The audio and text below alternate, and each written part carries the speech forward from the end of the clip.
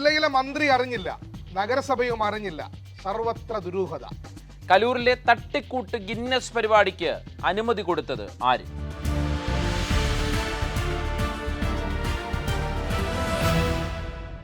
പന്ത്രണ്ടായിരം നർത്തകരെ അണിനിരത്തി Guinness record പ്രകടനം. ഭരതനാട്യത്തിൻ്റെ നൃത്തം ചെയ്തുകൊണ്ട് ഗിന്നസ് റെക്കോർഡ് പ്രകടനം. 12,000 എന്ന് പറയുന്ന സംഖ്യയ്ക്ക് പ്രാധാന്യമുണ്ട്. കാരണം 10,176 നേരത്തെ ഇതുമായി ബന്ധപ്പെട്ട ഈ കൂട്ട നൃത്തത്തിൻ്റെ റെക്കോർഡ്, ഗിന്നസ് റെക്കോർഡ്.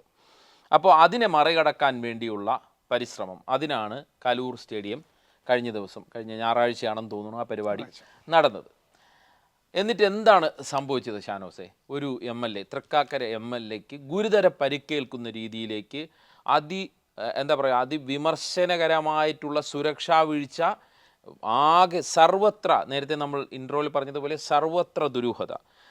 സുരക്ഷാ വീഴ്ചയുണ്ട്, സംഘാടന പിഴവുണ്ട്, ചട്ടലംഘനമുണ്ട്. എൻ്റെ ന്യായമായ സംശയം, എല്ലാവർക്കും തോന്നുന്ന ഒരു സംശയമാണ്, ഈ പരിപാടിക്ക് ആരാണ് അനുമതി കൊടുത്തത്? അതായത് ഷാനോസ് ഒന്ന് ആലോചിച്ച് നോക്കൂ. ഉമാ തോമസ് MLAക്ക് ഇത്ര ഗുരുതരമായ പരിക്കേറ്റ് അവർ വെന്റിലേറ്ററിലായില്ലായിരുന്നുവെങ്കിൽ ഈ പരിപാടി നടന്നു പോയതിന് ഗിന്നസ് റെക്കോർഡ്, ദിവ്യ ഉണ്ണിയും സംഘവും അവതരിപ്പിച്ച നൃത്ത പരിപാടിക്ക് ഗിന്നസ് റെക്കോർഡ് കിട്ടി എന്നുള്ള ഒരു വാർത്തയായിരിക്കും മാധ്യമങ്ങൾ കൊടുക്കുക. അതിനപ്പുറം ഈ ഒരു പരിപാടിക്ക് അനുമതിയുണ്ടോ? ഇത് ആരുടെ, അതായത് വേണ്ടത്ര സുരക്ഷാ കാര്യങ്ങൾ പരിഗണിച്ചിട്ടുണ്ടോ എന്നൊക്കെ ആര് പരിശോധിക്കും? നോക്കൂ, ഇതിൽ ഞാൻ പറഞ്ഞു പറഞ്ഞതിൻ്റെ കാര്യം എന്ന് പറഞ്ഞാൽ, ജില്ലയുടെ ചുമതലയുള്ള മന്ത്രി ആരാണ്? പി രാജീവ് ഈ പരിപാടിയെക്കുറിച്ച് അറിഞ്ഞിട്ടില്ല. പി രാജീവ് എപ്പോഴാണ് ഈ പരിപാടിയെക്കുറിച്ച് അറിഞ്ഞത്? ഉമാ തോമസ് MLAക്ക് പരിക്കേറ്റ് ആശുപത്രിയിലായി എന്ന് പറഞ്ഞപ്പോഴാണ് പി രാജീവ് ഈ പരിപാടിയെക്കുറിച്ച് അറിഞ്ഞത്. അതേസമയം വേദിയിൽ മറ്റൊരു മന്ത്രി ഉണ്ടായിരുന്നു, സജി ചെറിയാൻ, സാംസ്കാരിക വകുപ്പ് മന്ത്രി അവിടെ ഉണ്ടായിരുന്നു. ഒപ്പം ആരുണ്ടായിരുന്നു? GCDA ചെയർമാൻ CPMൻ്റെ മുതിർന്ന നേതാവ്, എറണാകുളത്തു നിന്നുള്ള മുതിർന്ന നേതാവും മുൻ സംസ്ഥാന സെക്രട്ടേറിയറ്റ് അംഗമൊക്കെ ആയിരുന്ന K. ചന്ദ്രൻപിള്ളയാണ് GCDA എന്ന് വെച്ചാൽ ഗ്രേറ്റർ കൊച്ചി ഡെവലപ്മെൻറ്റ് അതോറിറ്റി. അതിൻ്റെ ഉടമസ്ഥതയിലാണ് കലൂർ സ്റ്റേഡിയം ഉള്ളത്. ഈ GCDA ചെയർമാൻ അറിഞ്ഞിട്ടില്ല താനിരിക്കുന്ന വേദി നിയമവിരുദ്ധമായി കെട്ടിപ്പൊക്കിയതാണെന്ന്. ഒന്ന് ആലോചിച്ച് നോക്കൂ. ഒപ്പം ഈ വേദിയിൽ മറ്റൊരാളും കൂടി ഉണ്ടായിരുന്നു, ആ ജില്ലയുടെ ക്രമസമാധാന ചുമതല നിർവഹിക്കേണ്ട പോലീസ് ഉദ്യോഗസ്ഥനും ഉണ്ടായിരുന്നു. അദ്ദേഹവും ഇരുന്ന വേദി നിയമലംഘനമായി കെട്ടിപ്പൊക്കി 18 അടിയോളം പൊക്കി. നമുക്ക് ആ വേദിയുടെ ഒരു സ്ട്രക്ചർ തന്നെ പരിശോധിച്ചാൽ അറിയാം.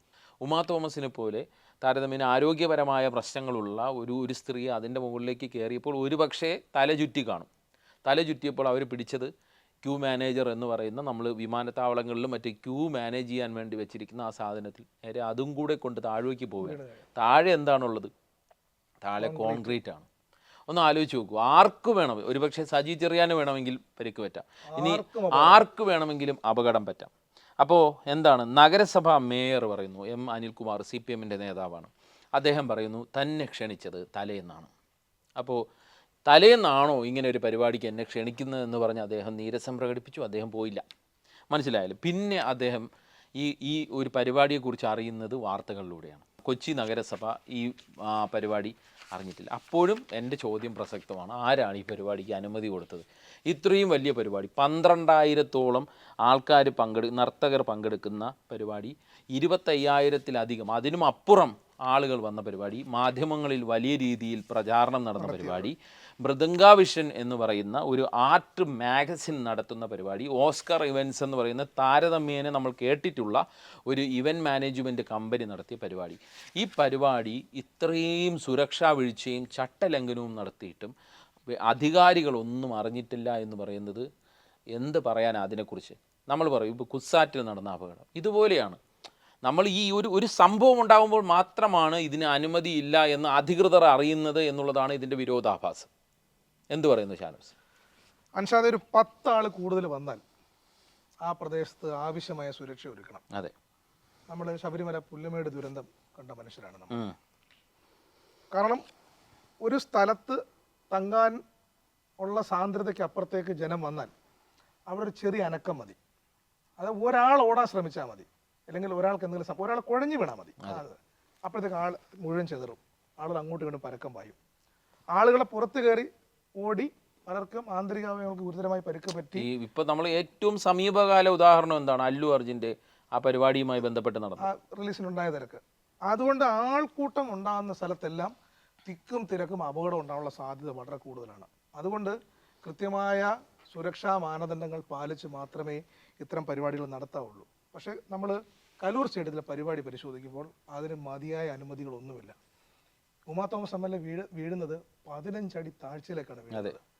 അതും തലയിടിച്ച് വീഴുകയാണ്, കോൺക്രീറ്റ് പാളിയിലേക്ക്. നമുക്ക് ചിന്തിക്കാൻ പറ്റുമോ? സത്യത്തിൽ അവർ ഇപ്പോഴും ആശുപത്രി കിടക്കുന്നു. അവർ നേരിയ പുരോഗതിയുണ്ട് അവർ ആരോഗ്യകാര്യത്തിൽ. ജീവിതത്തിലേക്ക് മടങ്ങി വരട്ടെ. പക്ഷെ നമുക്കത് ആലോചിക്കുമ്പോൾ നമുക്കൊരു ഞെട്ടലുണ്ട്. അല്ല, പെട്ടെന്ന് അതിൻ്റെ ദൃശ്യങ്ങൾ നമ്മൾ എല്ലാവരും ആ ദൃശ്യങ്ങൾ മാസ്ക് ചെയ്താണ് കൊടുത്തത്. പക്ഷേ നമ്മുടെ എല്ലാം വാർത്താ മൊബൈലുകളിലേക്ക് വന്ന ആ ദൃശ്യങ്ങൾ കണ്ട നമ്മൾ ഭയപ്പെട്ടു പോകും. കാരണം നമുക്ക് ഇപ്പോഴും അത്ഭുതമാണ്. 15 അടി താഴ്ച ഒരാൾ വീഴുന്നു. അത് ഏത് മനുഷ്യനും, പ്രായം ഉണ്ടെങ്കിലും പ്രായമില്ലെങ്കിലും, ഈ കോൺക്രീറ്റിലേക്ക് വന്ന് വീഴുക എന്ന് പറഞ്ഞു കഴിഞ്ഞാൽ അത് അത്ഭുതകരമായ ഒരു കാര്യമാണ്. അവർക്ക് രക്ഷപ്പെടാൻ കഴിയുന്നു എന്നുള്ളത്. അതുകൊണ്ട് ഇത് അടിമുടി പരിശോധിക്കപ്പെടേണ്ട ഒരു വിഷയമാണ്. ഇതിൻ്റെ അനുമതി പോയത് ഇതുവഴിയാണ്. എവിടെയാണ് അപേക്ഷ കൊടുത്തത്? ഈ നഗരസഭ, അതുപോലെ തന്നെ GCDA, പോലീസ്, ഇവരൊക്കെ എന്ത് ചെയ്തു എന്നുള്ളത് കൃത്യമായി അന്വേഷിക്കപ്പെടുന്ന സംഗതിയാണ്. ഇവർ 2-3 പേരെ അറസ്റ്റ് ചെയ്തിട്ടുണ്ട്. അവിടെ കൊണ്ടൊന്നും അവസാനിക്കത്തില്ല. ഇത് ഇവിടം കൊണ്ട് അവസാനിക്കുന്നതാണ് നമ്മുടെ കേരളത്തിന്റെ അല്ല പതിവ് രീതി. അതാണ് ഇവിടം കൊണ്ട് അവസാനിക്കരുത്. ഇതെങ്കിലും ഒരു മാർഗരേഖയാവണം. ഈ സംഭവത്തിന് ശേഷം ഉണ്ടാവുന്ന സർക്കാരിന്റെ അല്ലെങ്കിൽ തദ്ദേശ സ്വയംഭരണ സ്ഥാപനങ്ങളുടെ അവർ സ്വീകരിക്കാവുന്ന നടപടികൾ ഇത്തരം സമ്പ്രദായങ്ങൾക്ക് ഉള്ള ഒരു മാർഗരേഖയായിട്ട് വർത്തിക്കണമെന്നാണ് എനിക്ക് തോന്നുന്നത്. കാരണം ഇത് നാളുകളിലും ആവർത്തിക്കാവുന്ന ഒന്നാണ്. കാരണം കോവിഡിന് ശേഷമുള്ളൊരു കാലം എന്ന് പറയുന്നത്, കാരണം ഏതാണ്ട് 1 വർഷത്തിലേറെ കാലം മനുഷ്യർ വീടുകളിൽ ഒതുങ്ങിക്കൂടിയിരുന്ന എന്ത് പരിപാടി ഉണ്ടെങ്കിലും ആളുകൾ അതിനുശേഷമുള്ള കാലം വെച്ചാൽ കുഞ്ഞുകുട്ടി പരാതികളടക്കം വീടിന് പുറത്തേക്ക് ഇറങ്ങാം. കാരണം നമുക്കറിയാം അതിനുശേഷമുള്ള IFFK ഉണ്ടായ തിരക്ക് ഇത്തവണ അത്ര ഉണ്ടായിരുന്നില്ല. അതിനുശേഷം IFFK, കേരളീയം തുടങ്ങി സർക്കാരോ അല്ലെങ്കിൽ വസന്തോത്സവം നടക്കുന്നു. ഈ എല്ലാ പരിപാടികൾക്കും വലിയ ജനക്കൂട്ടം എല്ലാ സ്ഥലത്തും എത്തുന്നുണ്ട്. അവിടെ എല്ലാം അപകടം ഉണ്ടാകാനുള്ള സാധ്യത വളരെ കൂടുതലാണ്. അതുകൊണ്ട് ഇതിപ്പോൾ ഇവിടെ മാത്രമല്ല, ലോകത്തെല്ലായിടത്തും ആൾക്കൂട്ടം ഉള്ള സ്ഥലങ്ങളിലെല്ലാം അപകടം ഉണ്ടാകാറുണ്ട്. പക്ഷേ ഇവിടെ മാനദണ്ഡങ്ങൾ പൂർണ്ണമായും അട്ടിമറിക്കപ്പെട്ടു എന്നുള്ളതാണ് പ്രധാനപ്പെട്ട വിഷയം. അതുകൊണ്ടാണ് ഈ വീഴ്ച അൻഷാദ് പറഞ്ഞ പോലെ ഉമാ തോമസ് MLA ക്ക് ഗുരുതരമായ പരിക്ക് പറ്റുന്നൊരു സാഹചര്യം ഉണ്ടായിരുന്നില്ല എങ്കിൽ ഇത് ചർച്ചയിലെ ഇടം പിടിക്കത്തില്ല. ഈ നിയമലംഘനങ്ങളെല്ലാം കണ്ണടച്ച് ഇരുട്ടാക്കി അങ്ങനെ കടന്നു പോവുകയോ ആരും കണ്ടില്ലെന്ന് അടിക്കുകയോ അല്ലെങ്കിൽ അടുത്തൊരു അപകടം വരെ ഇത് നീണ്ടു നിൽക്കുകയോ ചെയ്യുമായിരുന്നു. പക്ഷേ ഈ ഒരു അപകടം ഉണ്ടായത് സർക്കാരിന്റെ കണ്ണു തുറപ്പിക്കണം, തദ്ദേശ സ്വയംഭരണ വകുപ്പിന്റെ കണ്ണു തുറപ്പിക്കണം, ഫയർ ആൻഡ് സേഫ്റ്റിയുടെ കണ്ണു തുറപ്പിക്കണം, പോലീസിന്റെ കണ്ണു തുറപ്പിക്കണം. ഇനി ഇത് ഈ നാട്ടിൽ ആവർത്തിച്ചുകൂടാന്ന് ഇതിന്റെ കൂടെ പറയട്ടെ. അതായത് ഈ സ്ഥലം MPയും അവിടെ ഉണ്ടായിരുന്നു, പിന്നെ തൃക്കാക്കര MLA, അവരാണ് അപകടത്തിൽപ്പെട്ടത്. ഇതിൻ്റെ ഒപ്പം ഈ മൃദംഗ വിഷൻ എന്ന് പറയുന്ന ഈ ഒരു തട്ടിക്കൂട്ട് ഒരു സംഘാടകരെ കുറിച്ച് സത്യം പറഞ്ഞോളൂ. നമ്മൾ ഈ സീരിയസ് ആയ ഒരു വിഷയമാണെന്ന് പറയും. മൃദംഗ വിഷൻ കേൾക്കുമ്പോഴേ നമുക്ക് വേറെ തരത്തിൽ ആലോചിക്കുമ്പോൾ ചിരി വരും. അതെ, നമ്മൾ സീരിയസ് ആയ ഒരു സബ്ജക്റ്റാണ് ചർച്ച ചെയ്യുന്നത്. അല്ല ഷാനോസ്, ഞാൻ അതിനെക്കുറിച്ചൊന്ന് പറയട്ടെ. അതായത് ചാനലുകളിലെല്ലാം വാർത്ത വന്നു കഴിഞ്ഞു. ഇപ്പോൾ ഞാനും അന്വേഷിച്ചു. ഈ മേപ്പാടിയിൽ ഒരു ഒറ്റമുറി ഓഫീസാണ് മൃദംഗ വിഷൻ എന്ന് പറയുന്ന ഗിന്നസ് റെക്കോർഡിൻ്റെ കാര്യം ഞാൻ പിന്നീട് പറയാം. അത് എനിക്കൊരു അനുഭവമുണ്ട്. അതായത് ഈ ഗിന്നസ് റെക്കോർഡ് എന്ന് പറയുന്ന പരിപാടി, ഈ ഗിന്നസ് റെക്കോർഡ് തകർക്കാൻ വേണ്ടി ഈ 12,000 നർത്തകർ പങ്കെടുക്കുന്ന ഭരതനാട്യം പ്രകടനം നടത്താൻ വേണ്ടിയുള്ള മെയിൻ സംഘാടകർ ആരാണ്? മൃദംഗ വിഷൻ എന്ന് പറയുന്ന ആർട്ട് മാഗസിനാണ്. ഈ ആർട്ട് മാഗസിൻ്റെ ആസ്ഥാനം വയനാട് മേപ്പാടിയിലാണ്. മേപ്പാടിയിൽ ഒരു ഒറ്റമുറി ഓഫീസ്. ആ ഓഫീസിൽ ആരും വരാറില്ല. വല്ലപ്പോഴും ഒരിക്കൽ സ്ത്രീ വന്ന് തുടച്ച് വൃത്തിയാക്കിയിട്ടിട്ട് പോകും എന്ന് അവിടുത്തെ കടക്കാർ പറയുന്നു. ഒപ്പം 2 കസേരയും 3 മേശയുണ്ട്. ഇതാണ് മൃദംഗ വിഷൻ. ഞാൻ അതിൻ്റെ വെബ്സൈറ്റിൽ കയറി നോക്കി. വെബ്സൈറ്റിൽ എനിക്ക് തോന്നുന്നു സാന്ദ്ര തോമസ് വിവാദവുമായി ബന്ധപ്പെട്ടൊക്കെ ഉള്ള ചില കാര്യങ്ങളൊക്കെ അപ്ഡേറ്റ് ചെയ്തിട്ടുണ്ട്. ഇതെല്ലാം നമുക്ക് മനസ്സിലാവുന്നതെന്ന് വെച്ചാൽ ഇത് ഞങ്ങൾ ഇങ്ങനെ വലിയ സംഭവമാണെന്ന് കാണിക്കാൻ വേണ്ടി ഉണ്ടാക്കി വെച്ചിരിക്കുന്ന ഒരു വെബ്സൈറ്റ് ആയിട്ട് എനിക്ക് അത് ഫീൽ ചെയ്തു. ഒപ്പം യൂട്യൂബ് ചാനൽ ഈ പരിപാടിയെക്കുറിച്ച് മറ്റ് ചാനലുകൾ റിപ്പോർട്ട് ചെയ്തിരിക്കുന്ന, അതും ഇപ്പോൾ Divya Unni USA this week എന്നൊക്കെ പറഞ്ഞ് മറ്റ് ചാനലുകളിലെ ഈ പരിപാടികളുണ്ടല്ലോ, ഈ USA ബേസ് ചെയ്തിട്ടുള്ള പരിപാടികളിൽ ഈ പരിപാടിയെക്കുറിച്ച്, അതായത് ഈ ദിവ്യ ഉണ്ണി എന്ന് പറയുന്ന ഒരു സെലിബ്രിറ്റി പങ്കെടുക്കുന്ന പരിപാടിയെക്കുറിച്ച് അവർ നടത്തിയ വാർത്താ സമ്മേളനവുമായി ബന്ധപ്പെട്ട റിപ്പോർട്ടുകൾ ഉൾപ്പെടുത്തിയിട്ടുള്ള വീഡിയോ ദൃശ്യങ്ങൾ യൂട്യൂബിലുണ്ട്. ഇൻസ്റ്റഗ്രാമിൽ കാൾ ഫോറാണ് മൊത്തം ആൾക്കാരെ വിളിച്ചിരിക്കുന്നു. ഈ ആളുകളെ ആവശ്യമുണ്ട് എന്ന് പറഞ്ഞ് കൊടുത്തിരിക്കുന്ന എല്ലാം വളരെ വളരെ ചെറിയ ഫോളോവേഴ്സുള്ള, അങ്ങനെ അധികം ആരും ശ്രദ്ധിക്കാത്ത പേജുകളാണ് ഈ മൃദംഗ വിഷനുള്ളത്. ഈ ആർട്ട് മാഗസിൻ എന്നുള്ള നിലയിലാണ് ഈ മാഗസിൻ പ്രവർത്തിക്കുന്നത്. ഇവർ ചെയ്ത പരിപാടി എന്താണ്? ഇപ്പോൾ കല്യാൺ സിൽക്സ് ഇന്ന് വിശദീകരണക്കുറിപ്പ് ഇറക്കിയിട്ടുണ്ട്. അവർ ഈ പരിപാടിയുടെ സ്പോൺസറായിരുന്നു. ഒപ്പം അവർ ഈ 12,000 ആൾക്കാർക്ക് വേണ്ടി 12,500 സാരികൾ നൽകിയിരുന്നു. സാരികൾ നൽകിയത് 360 രൂപ ഒരു സാരിക്ക്. പക്ഷേ ഈ ഓരോ സാരിയും ഈ മൃദംഗാവിഷൻ്റെ അല്ലെങ്കിൽ ഈ മൃദംഗനാദം എന്ന് പറയുന്ന ഈ പരിപാടിയുടെ സംഘാടകർ ഇവിടെ പങ്കെടുത്ത ഈ പെൺകുട്ടികൾക്ക് കൊടുത്തത് 1,600 രൂപയ്ക്ക്. അപ്പോൾ തന്നെ എത്ര ലക്ഷം രൂപയുടെ വ്യത്യാസം വന്നു. അതായത് അവിടെ തന്നെ അവർ കൊള്ള ലാഭം ഉണ്ടാക്കി. മാത്രമല്ല ഓരോ കുട്ടിയിൽ നിന്നും 3,500 രൂപ വെച്ച് പിരിച്ചു. അപ്പോൾ ഒരു പരിപാടി പണം പിരിവോടുകൂടി നടത്തുന്ന പരിപാടി നഗരസഭയെ അറിയിക്കേണ്ടതുണ്ട്, നഗരസഭയ്ക്ക് വിനോദ നികുതി കൊടുക്കേണ്ടതുണ്ട്. അവിടെയും തട്ടിപ്പ് നടന്നു. മനസ്സിലായോ? അപ്പോൾ നമ്മൾ വളരെ സൂക്ഷ്മമായി ഇതിൻ്റെ പരിശോധനയിലേക്ക് ഇറങ്ങുകയാണ് എങ്കിൽ ഇത് മൊത്തം ഒരു തട്ടിക്കൂട്ട് പരിപാടിയായിട്ട് തോന്നും. പിന്നെ ഇനി ഞാൻ ഗിന്നസ് റെക്കോർഡിൻ്റെ കാര്യം പറയാം. ഒരു ഗിന്നസ് റെക്കോർഡ് പരിപാടിയിൽ പങ്കെടുത്ത ഒരാളാണ് ഞാൻ. ഏഷ്യാനെറ്റ് ന്യൂസിൻ്റെ എൻ്റെ മരം എൻ്റെ വരം എന്ന് പറയുന്ന ഒരു പരിപാടി. അതായത് മരങ്ങളെ കെട്ടിപ്പിടിക്കുക, ഇത്ര മരങ്ങളെ ഇത്ര ഒരുമിച്ച് ഒരുപാട് പേര് പങ്കെടുത്തുകൊണ്ട് കെട്ടിപ്പിടിക്കുക. അതിൻ്റെ ആ റെക്കോർഡ് സംഖ്യ എത്രയാണെന്ന് ഞാൻ മറന്നുപോയി. പക്ഷേ ഇന്നും ആ റെക്കോർഡ് തകർക്കപ്പെട്ടിട്ടില്ല എന്നാണ് എനിക്ക് തോന്നുന്നത്. എൻ്റെ ഒരു അറിവിലതാണ്. അന്നത്തെ ആ പരിപാടിയുടെ സംഘാടനവുമായി ബന്ധപ്പെട്ട് മുഴുവൻ നിന്ന ഒരാളെന്നുള്ള നിലയിൽ ഒരുപാട് സുരക്ഷാ പരിശോധനകൾ, ഗവർണർ പങ്കെടുത്ത പരിപാടിയാണ്, നേരത്തെ ഗവർണർ പങ്കെടുത്ത പരിപാടിയാണ്. ആ പരിപാടിയിൽ ഒരുപാട് സുരക്ഷാ പരിശോധനകളാണ്. അതായത് ഈ ഗിന്നസ് റെക്കോർഡിൻ്റെ ആൾക്കാർ വന്ന് ഈ സുരക്ഷകൾ പരിശോധിക്കും, ഇതെത്ര മരങ്ങളുണ്ടെന്നെണ്ണും, അങ്ങനെ ഒരുപാട് നടപടിക്രമങ്ങളിലൂടെയാണ് ഈ പരിപാടി കടന്നു പോകുന്നത്. അപ്പോൾ അങ്ങനെ നടത്തിയ ഒരു പരിപാടി അത് വലിയ രീതിയിലുള്ള വിജയമായി, വലിയ സംഘാടനത്തിലൊക്കെ ഭയങ്കര നല്ല രീതിയിൽ പോയൊരു പരിപാടിയാണ്. അപ്പം ഞാൻ അതിൽ നിന്ന് സൂക്ഷ്മമായി നിരീക്ഷിച്ച ഒരാളെന്നുള്ള നിലയിൽ ഈ പരിപാടിക്ക് ഈ ഗിന്നസ് റെക്കോർഡ്സിൻ്റെ ആൾക്കാർ ഇങ്ങനെ അനുമതി നൽകി എന്നുള്ള കാര്യത്തിൽ വലിയ സംശയമുണ്ട്. മനസ്സിലായോ? ഒരു പക്ഷേ ഈ വിവാദങ്ങളുടെ പശ്ചാത്തലത്തിൽ അവരുടെ ഒരു ടേംസ് ആൻഡ് കണ്ടീഷൻസ് അനുസരിച്ച് ഈ ഗിന്നസ് റെക്കോർഡ് തിരിച്ച് എടുക്കാനുള്ള സാധ്യതയാണ് കൂടുതൽ. ഇപ്പോൾ കാരണം ഈ പരിപാടിക്ക് ഗിന്നസ് റെക്കോർഡ് കിട്ടി. 12,000 പേര് ഉമാ തോമസ് വീണ് തല പൊട്ടിയിട്ടും പരിപാടി നടത്തി അവർ ഗിന്നസ് റെക്കോർഡ് എടുത്തു. കാരണം അവർ പറയുന്നത് 3 മാസത്തോളം നടന്ന പരിശീലനമാണ്, അത് നമുക്കൊരിക്കലും ഈ പരിപാടി മുടക്കാൻ പറ്റില്ല എന്ന് പറഞ്ഞ് അവർ ആ പരിപാടി തുടർന്നു. നമുക്കറിയാം ഉമാ തോമസ് വീണ് കിടക്കുമ്പോൾ പോലും അവിടെ അനൗൺസ്മെൻറ്റ് നടക്കുന്നുണ്ടായിരുന്നു. അപ്പോൾ ആ രീതിയിൽ ഈ പരിപാടിയിലെ ഗിന്നസ് റെക്കോർഡ് ഒരു പക്ഷേ തിരിച്ചെടുക്കാനുള്ള സാധ്യതയാണ്. ഞാൻ ഇത് പലപ്പോഴും ഏജൻസികളാണ് ഇതുമായി ബന്ധപ്പെട്ട് നമുക്ക് ഇങ്ങനെ ഒരു ഗിന്നസ് റെക്കോർഡ് നടത്തിയാലോ എന്ന് പറഞ്ഞ് സംഘടിപ്പിക്കുന്ന കുറേ ഏജൻസികളാണ് ഇവരെ സമീപിക്കുന്നത്. അപ്പോൾ അവരാണ് ബാക്കി കാര്യങ്ങളൊക്കെ ചെയ്യുന്നത്. പക്ഷേ അപ്പോഴും ഇതിൻ്റെ സൂക്ഷ്മമായ പരിശോധന നടത്തുന്നത് ഗിന്നസ് റെക്കോർഡിൻ്റെ ഇന്ത്യയിലെ പ്രതിനിധികളാണ്. അവർ വളരെ കർശനമായിട്ടാണ് ഇത് പരിശോധിക്കുന്നതെന്നാണ് എനിക്ക് മനസ്സിലായിട്ടുള്ളത്. പക്ഷേ അപ്പോഴും അവർ ഈ സുരക്ഷ ഇങ്ങനെയുള്ള കാര്യങ്ങളെല്ലാം അപ്പോൾ അവരെ ഉൾപ്പെടെ തെറ്റിദ്ധരിപ്പിച്ചിട്ടുണ്ട് എന്നാണ് എനിക്ക് മനസ്സിലാക്കാൻ കഴിയുന്നത്. മാത്രമല്ല, നോക്കൂ, ഉമാ തോമസ് വീണ സ്ഥലത്ത്, അതായത് VIP വേദിയുടെ അടുത്തൊരു ആംബുലൻസോ ഒരു രീതിയിലൊരു ഡോക്ടർ പോലും ഇല്ലായിരുന്നു. അത്രത്തോളം സുരക്ഷാ വീഴ്ചയാണ്. ഈ പരിപാടിക്ക് സംസ്ഥാന സർക്കാർ അറിയാതെ ആരാണ് അനുമതി കൊടുത്തത്? അപ്പോൾ സംസ്ഥാന സർക്കാരിന് തന്നെയാണ് ഉത്തരവാദിത്വം. അവിടുത്തെ ജില്ലയിലെ കളക്ടർക്ക് ഉത്തരവാദിത്വമുണ്ട്, ജില്ലയിൽ ഈ വേദിയിലിരുന്ന ജില്ലാ പോലീസ് മേധാവിക്ക് ഉത്തരവാദിത്വമുണ്ട്, ജില്ലയിലെ MPക്ക് ഉത്തരവാദിത്വമുണ്ട്, ഒപ്പം GCDA ചെയർമാൻ ഉത്തരവാദിത്വമുണ്ട്, ആ വേദിയിലിരുന്ന മന്ത്രി സജി ചെറിയാനും ഉത്തരവാദിത്വമുണ്ടെന്ന് ഞാൻ പറഞ്ഞു. അല്ല, ഔദ്യോഗികമായിട്ട് ഉത്തരവാദിത്തങ്ങൾ നമുക്ക് പല പെടലേക്കും കെട്ടിവെക്കാൻ പറ്റും. ഞാൻ മനസ്സിലാക്കുന്നൊരു കാര്യം, ആളുകൾ മരിച്ചു വീണിട്ട് റെക്കോർഡ് ഉണ്ടാക്കേണ്ടതില്ലെന്നുള്ളതാണ് വ്യക്തിപരമായി എനിക്ക് തോന്നുന്ന ഒരഭിപ്രായം. 12,000 പേര് പങ്കെടുക്കേണ്ട പരിപാടിയിൽ 11,600 പേര് പങ്കെടുക്കുന്നു. ഏതാണ്ട് 4,06,00,000 രൂപ അവിടെ വരുന്നു. അങ്ങനെ അത്തരം 4 കോടിയിലധികം രൂപ സമ്പാദിക്കാൻ കഴിഞ്ഞ ഒരു പരിപാടി ഇത്രയും ദുർബലമായ സ്റ്റേജ് കെട്ടി മനുഷ്യരെ കൊല്ലാൻ വിടുന്നതാണോ ഈ പറയുന്ന ഗിന്നസ് റെക്കോർഡിന് വേണ്ടിയുള്ള പോരാട്ടം എന്ന് പറയുന്നത്?